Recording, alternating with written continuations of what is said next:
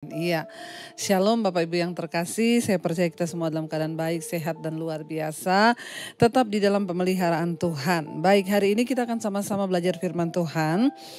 Kali ini firman Tuhan terambil dari Ibrani pasal yang ke-12 mulai ayat yang ke-18 ya. Ibrani pasal yang ke-12 ayat yang ke-18. Judul perikopnya di sana adalah tanggung jawab yang berat ya.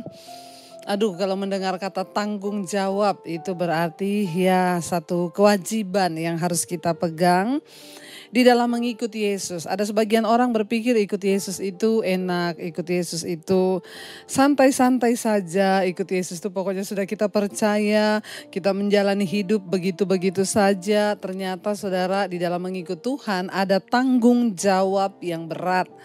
Iya, kita akan baca apa sih tanggung jawab yang berat itu. Ibrani pasal yang ke-12 ya, kita akan lihat ayat yang ke-18 mulai. Firman Tuhan berkata begini, sebab kamu tidak datang kepada gunung yang dapat disentuh ya, dan api yang menyala-nyala, kata firman Tuhan. Kepada kekelaman, kegelapan dan angin badai.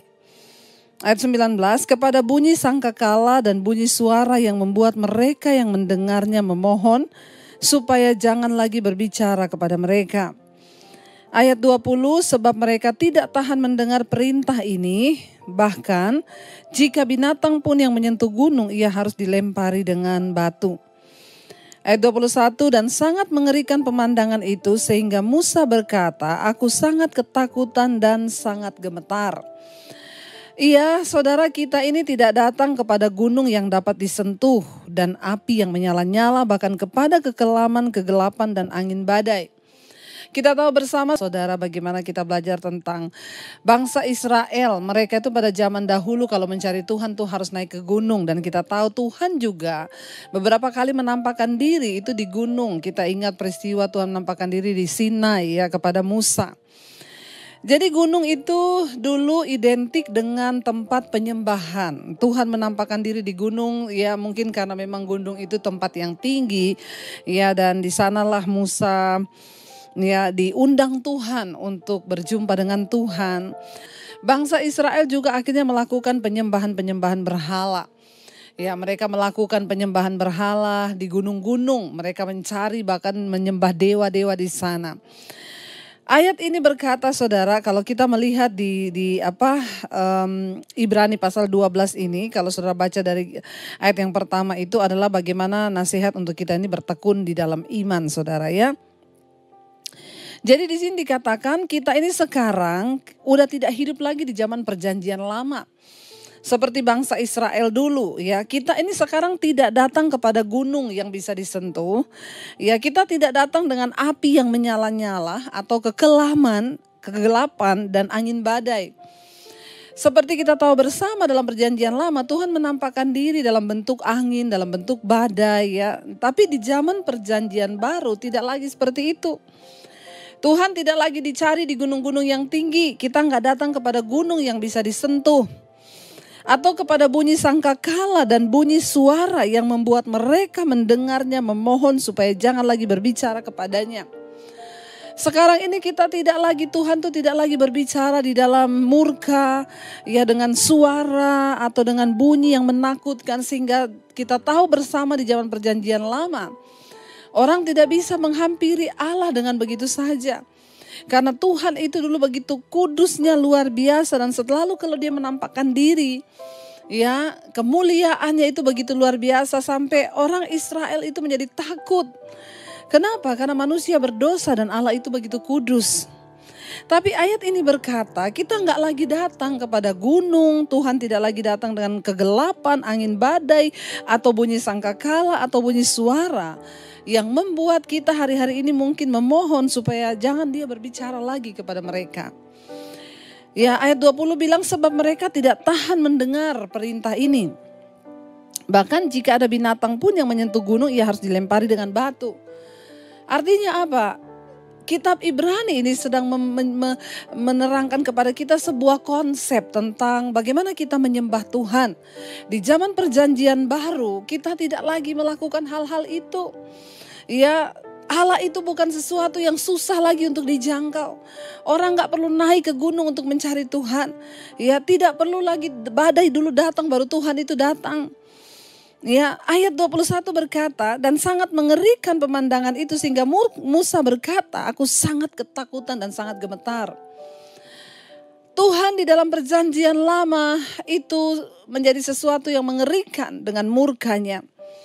Ya, bahkan Musa berkata dia sangat ketakutan dan gemetar ketika harus berhadapan dengan Tuhan. Ayat 22 berkata di sana, tetapi kamu ini sekarang, kita ini sudah datang ke Bukit Sion, ke kota Allah yang hidup, Yerusalem sorgawi, dan kepada beribu-ribu malaikat, suatu kumpulan yang meriah. Kita sekarang sudah datang kepada Sion, Bukit Sion, ya. Berbicara tentang satu tempat kemurahan, zaman perjanjian baru itu dengan kedatangan Kristus ke dalam dunia. Tabir pemisah antara Allah dan manusia itu sudah terbelah. Pengorbanan dan darah Kristus itu yang akhirnya menyatukan manusia dengan Allah. Atas dasar pengampunan dosa oleh darahnya yang kudus, saudara. Kita sekarang datang kepada Bukit Sion, ya, kota Allah yang hidup, Yerusalem. Di sini dikatakan, ya, Yerusalem sorgawi, ya, dan kepada beribu-ribu malaikat, suatu kumpulan yang meriah. Ini adalah sebuah gambaran tentang kekristenan di zaman perjanjian baru. Orang Kristen itu bersatu dalam kumpulan yang meriah dengan sukacita, saudara.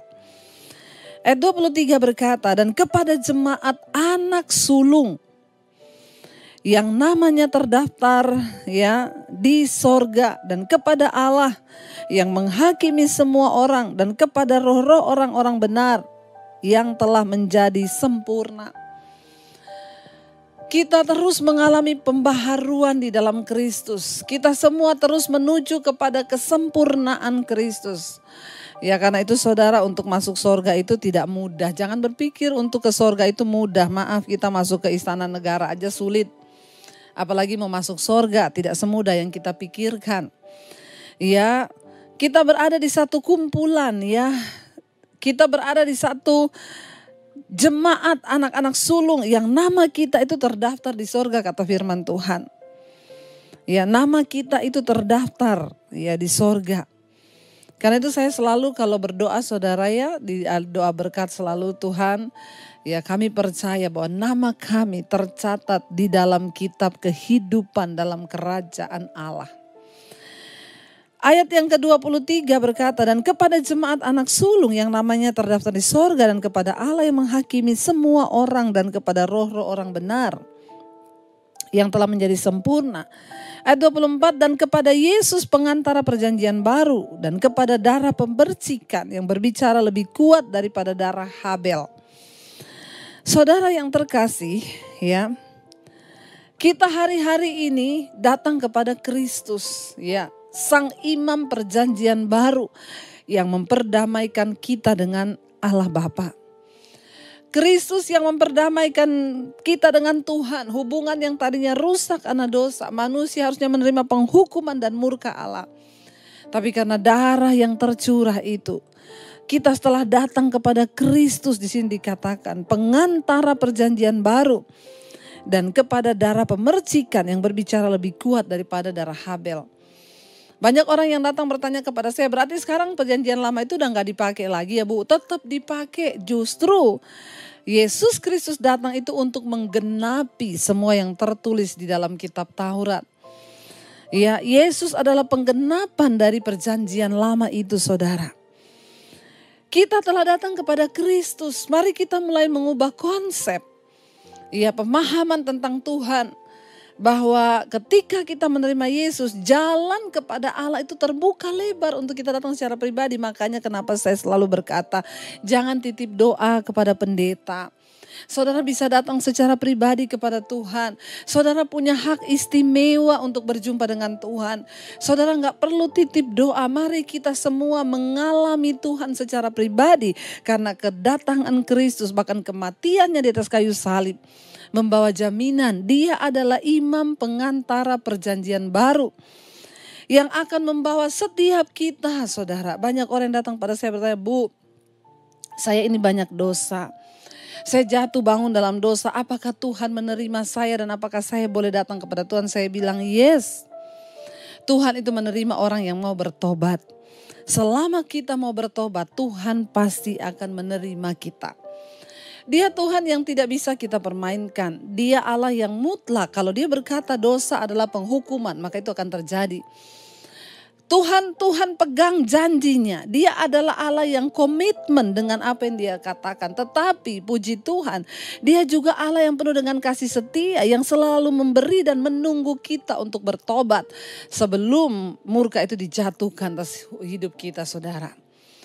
Ya, mungkin kalau kita membaca di perjanjian lama, orang-orang yang hidup dalam dosa itu langsung dihukum, langsung mati. Sekarang kita ada di zaman perjanjian baru di dalam kasih karunia.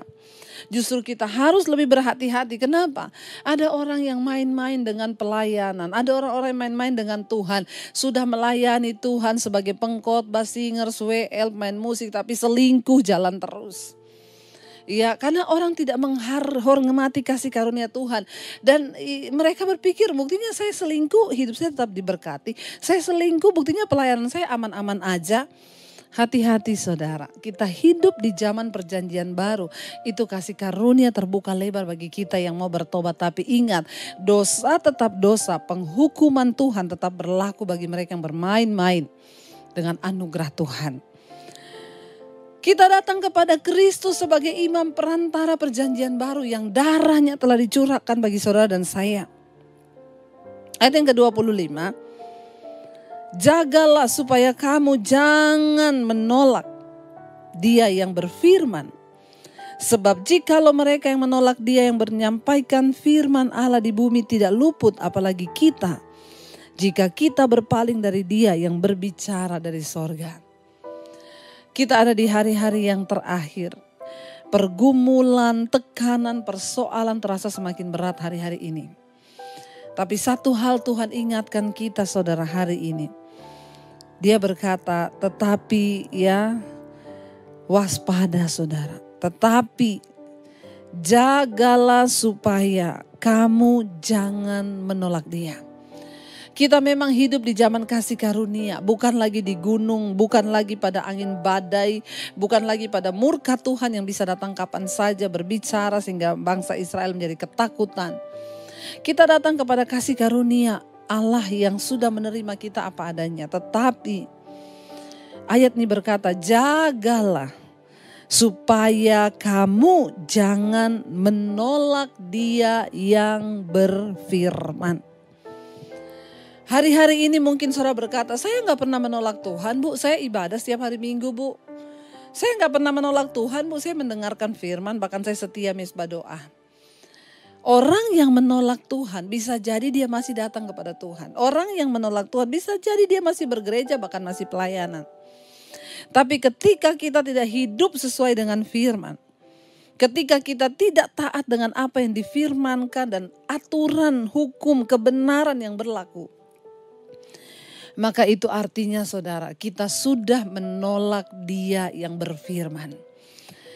Ya, orang itu bisa saja saudara, kita misalnya kita punya kenalan, kita punya teman. Bisa jadi kita di depan masih bisa ketawa-ketawa dengan dia ya ketika dia datang.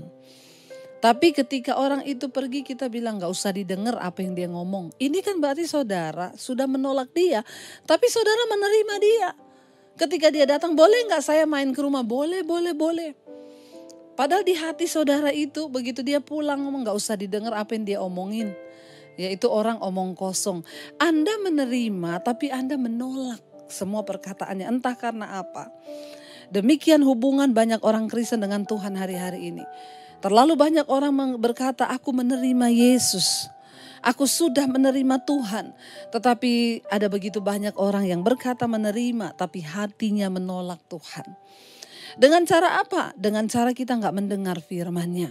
Dengan cara apa? Kita tidak taat melakukan firman-Nya. Ayat ini mengingatkan kita, jagalah supaya kamu jangan menolak Dia. supaya kamu jangan menolak Yesus yang menyampaikan firman Allah di bumi. Ya, di sini dikatakan supaya kamu jangan menolak Dia yang berfirman. Sebab jikalau mereka yang menolak Kristus yang menyampaikan firman Allah di bumi tidak luput, apalagi kita. Jika kita berpaling dari Dia yang berbicara dari sorga. Saudara, mari kita mau sungguh-sungguh hidup melekat dengan Tuhan. Mari kita mau sungguh-sungguh menjadi pelaku firman Tuhan. Mari kita menjadi orang Kristen yang bukan hanya menerima Dia, tapi juga menerima semua perkataan firman-Nya. Yesus berkata, orang yang mengaku mengasihi aku, dia menuruti segala perintah-perintahku. Apabila engkau berkata engkau mengasihi aku, itu artinya engkau menuruti firman-Ku. Ya, bukan soal hebat pelayanan kita, bukan soal apa yang kita lakukan, apa yang kita buat, bukan soal berapa banyak perpuluhan yang kau berikan, bukan soal engkau memberikan buah sulung, bukan soal engkau memberikan persembahanmu, bukan. Tapi persoalannya, apakah engkau menjadi pelaku firman Tuhan? Engkau mendengar firman itu dan engkau taat kepada firman itu, artinya engkau menerima Dia dan tidak menolak Dia. Karena itu ayat ini jelas berkata, jagalah supaya kamu jangan menolak Dia yang berfirman. Ayat 26 berkata, waktu itu suaranya menggoncangkan bumi, tetapi sekarang Ia memberikan janji.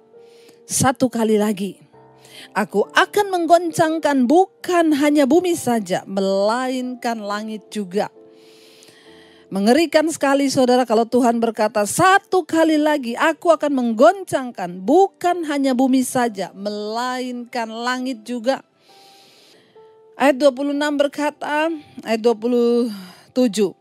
Ungkapan satu kali lagi menunjuk kepada perubahan pada apa yang dapat digoncangkan.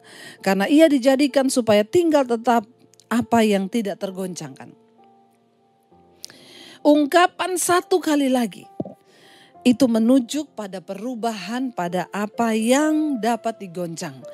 Kalau hari-hari ini iman kita tergoncang, maka Tuhan bilang satu kali lagi aku akan goncangkan. Kalau hari-hari ini rasa percayamu pada Tuhan tergoncang, maka Tuhan bilang satu kali lagi aku akan goncangkan. Sampai tertinggal satu umat yang tidak tergoncangkan. Mari kita mau punya daya percaya dan penyerahan total kepada Tuhan hari-hari ini. Sebab kita manusia, kita tidak punya kelebihan apa-apa. Bahkan kita gak bisa tahu apa yang akan terjadi 1 menit ke depan. Satu saat kita semua akan digoncang. Ya, supaya tertinggal satu umat yang tidak tergoncang. Ayat 28 berkata, jadi karena kita menerima kerajaan yang tidak tergoncangkan, marilah kita mengucap syukur. Dan beribadah kepada Allah menurut cara yang berkenan kepadanya dengan hormat dan takut. Ayat 29, sebab Allah kita adalah api yang menghanguskan. Mari saudara, kita sudah dijanjikan kerajaan yang tidak tergoncang.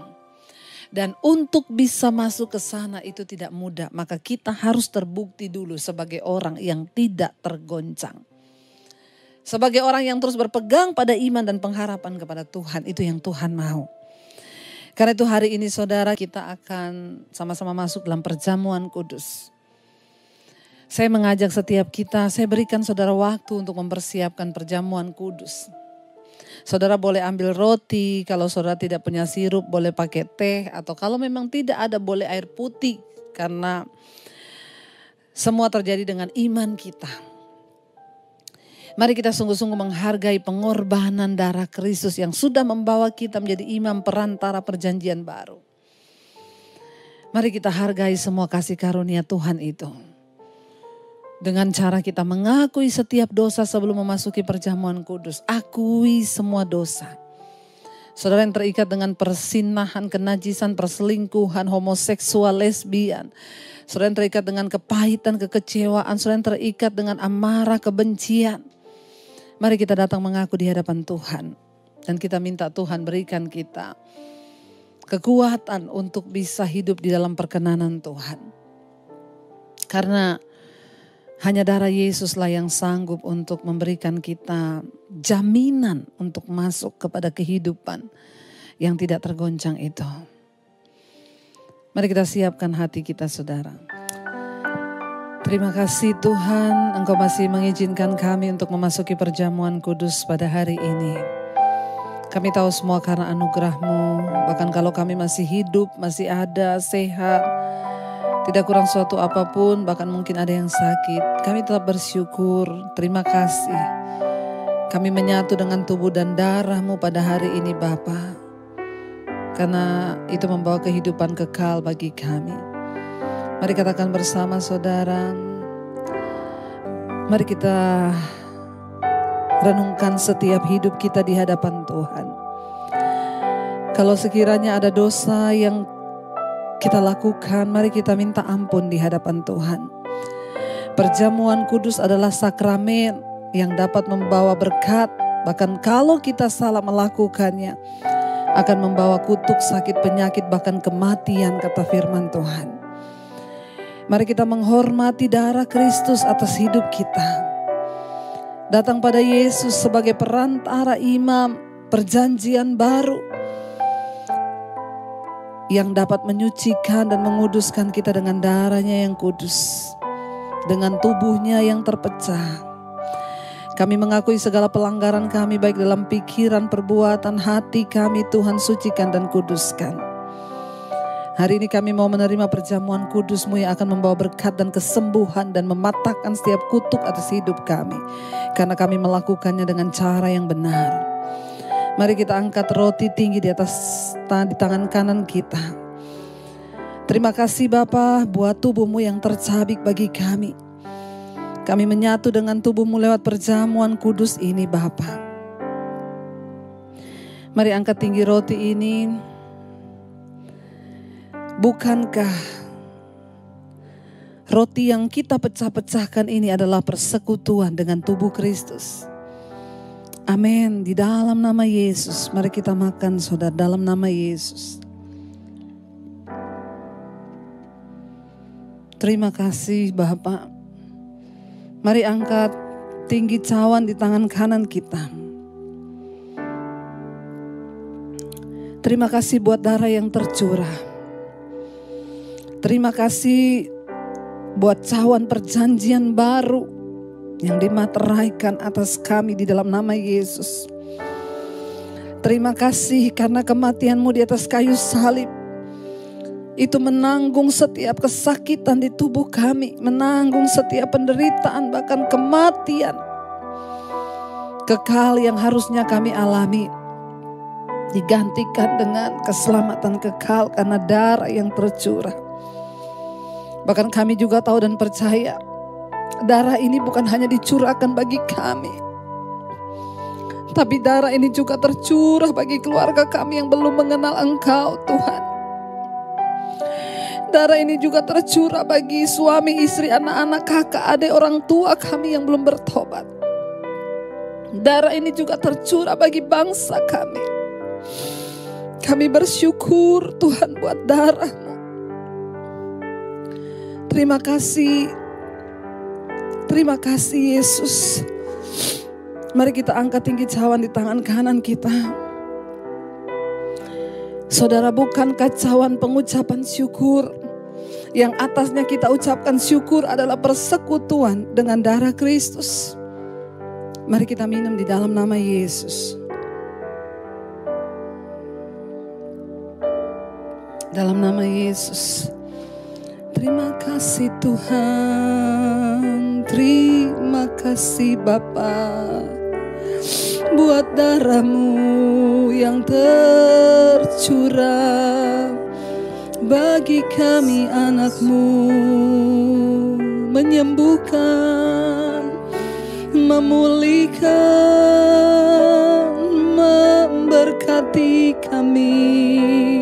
Terima kasih Tuhan, terima kasih. Kami bersyukur Bapa buat darah-Mu Yesus. Darah-Mu Yesus sucikan aku. Katakan dengan iman. Darah-Mu Yesus Yesus, bebaskan kami. Darah-Mu Yesus, ubahkan kami dijadikan baru. Sekali lagi katakan, darah-Mu Yesus, darah-Mu Yesus, sucikan. Amin, darah-Mu yang bebaskan kami Tuhan. Yes Lord, darah-Mu Yesus, ubahkan hidup kami Tuhan. Amin. Ku dijadikan baru. Kami bersyukur buat perjamuan hari ini. Kami dikuduskan. Yang sakit disembuhkan dalam nama Yesus. Yang berbeban berat Engkau berikan kelegaan. Yang terikat dengan kutuk dilepaskan dan Tuhan gantikan dengan berkat. Terima kasih buat keselamatan yang abadi yang Tuhan berikan buat kami. Kami tidak takut lagi karena kami tidak datang pada gunung, pada api yang menghanguskan, pada badai yang berbicara yang membuat kami jadi takut. Tapi kami datang kepada Imam Perjanjian Baru, Yesus Kristus yang menyelamatkan kami oleh kasih karunia. Namun kami mau Tuhan, kami mau belajar untuk tidak menolak Engkau. Tidak menolak firman-Mu dalam hidup kami. Berkati setiap umat-Mu hari ini yang beribadah. Sucikan dan kuduskan hidup mereka dan bawa mereka dalam perkenanan-Mu. Semua mereka yang menghadapi masalah beban berat Tuhan, Engkau turut bekerja mendatangkan kebaikan. Kami juga percaya Tuhan memberkati bangsa kami, Indonesia, Bapak Presiden Jokowi, wakilnya dan seluruh jajaran kabinet yang ada. Lawatan Tuhan turun bagi bangsa kami Indonesia. Terima kasih buat hari ini. Kami membuka hati dan tangan kami untuk menerima berkat-Mu. Diberkatilah Engkau dalam kehidupan-Mu, diberkatilah rumah tangga-Mu, diberkati kesehatan-Mu, diberkati keuangan-Mu, diberkati keluar masuk-Mu, dan Engkau akan menjadi berkat bagi banyak orang. Karena itu terimalah kiranya berkat dari Allah Bapa, cinta kasih Tuhan Yesus Kristus, penyertaan Allah Roh Kudus menyertai hidup mulai dari hari ini bahkan sampai kali yang kedua. Tuhan Yesus datang menjemput kita semua, nama-Mu tercatat di dalam kitab kehidupan. Dalam nama Yesus yang percaya diberkati, katakan bersama, amin, amin. Tuhan memberkati.